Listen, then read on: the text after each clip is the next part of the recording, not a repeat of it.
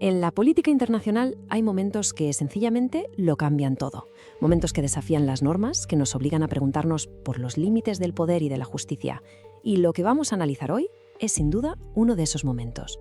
Esas fueron las palabras, las de un jefe de Estado, sí, pero no dichas desde su palacio presidencial. No, se pronunciaron en el banquillo de los acusados de un tribunal estadounidense, a miles de kilómetros de casa. Y esa es la gran pregunta, ¿verdad? ¿Cómo es posible que pase algo así? Porque esto no va solo de una persona, va del colapso de toda una nación, de unas acusaciones gravísimas de narcoterrorismo y finalmente de una operación militar que ha reescrito las reglas del juego. Para entenderlo, tenemos que ir hacia atrás. Para comprender cómo se llegó a ese punto, hay que ver que durante años hubo dos historias que avanzaban en paralelo, como dos trenes a punto de chocar. Por un lado, la crisis interna de Venezuela, y por otro, el caso que la justicia de Estados Unidos iba construyendo pieza a pieza, en silencio. Esta cronología nos da las claves de la escalada. Todo se acelera en 2018 con unas elecciones muy polémicas que fueron la chispa. 2 años después, en 2020, Estados Unidos pone sus cartas sobre la mesa, una acusación formal. Para 2024, los informes de la ONU ya hablaban de una situación catastrófica. Y entonces, en enero de 2026, se cruzó la línea. Es que es imposible entender este caso sin hacerse la idea de la magnitud del colapso venezolano. No estamos hablando de una simple recesión, estamos hablando de una auténtica catástrofe humanitaria. La economía sencillamente implosionó, la sociedad se fracturó y millones de personas tuvieron que huir del país. Y mientras, la comunidad internacional, sobre todo Estados Unidos, miraba con cada vez más preocupación. Y aquí hay un punto que es fundamental: el tipo de acusación.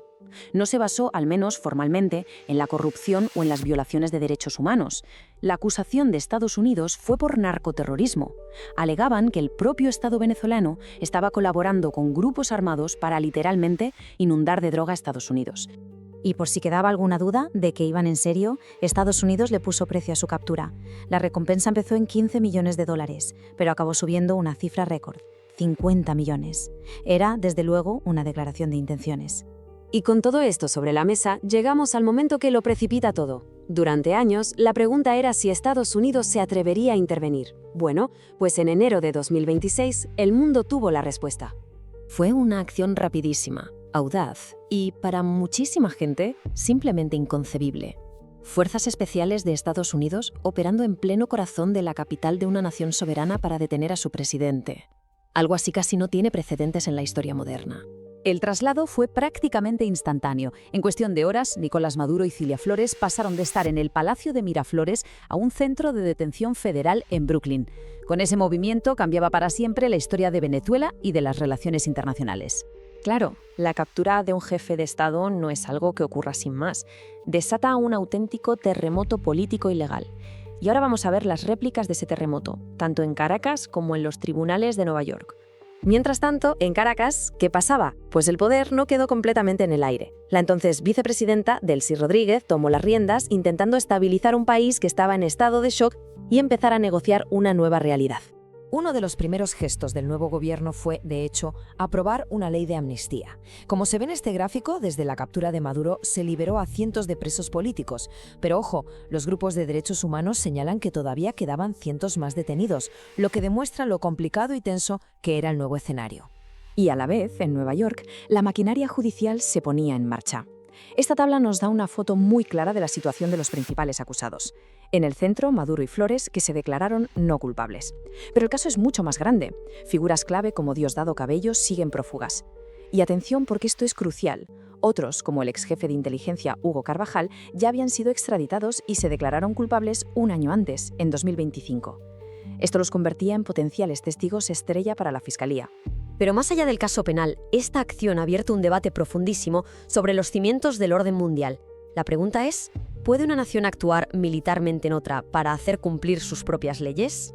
Aquí está el nudo del conflicto legal, el verdadero choque de trenes. Por un lado, Estados Unidos justifica su acción diciendo que era legítima defensa, según el artículo 51 de la ONU.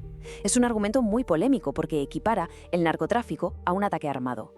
Y enfrente, uno de los pilares del derecho internacional, el artículo 2.4, que prohíbe de forma explícita el uso de la fuerza contra la soberanía de otro Estado. Soberanía. Esa es la palabra que resuena una y otra vez en todo este debate.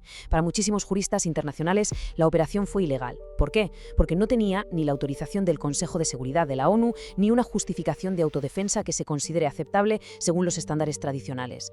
El punto crucial es este. El caso nos obliga a debatir dónde acaba la soberanía de un país y dónde empieza el derecho de otro a protegerse de amenazas que, como el narco o el terrorismo, no entienden de fronteras. Es una línea muy, muy fina y, la verdad, bastante peligrosa. Con este juicio en marcha, lo que está claro es que se ha sentado un precedente que podría cambiar las relaciones internacionales para siempre. La pregunta que queda flotando en el aire y con la que terminamos no tiene una respuesta fácil. Cuando un líder mundial es acusado de romper las reglas, ¿quién tiene el derecho de ser juez, jurado y verdugo en la escena mundial?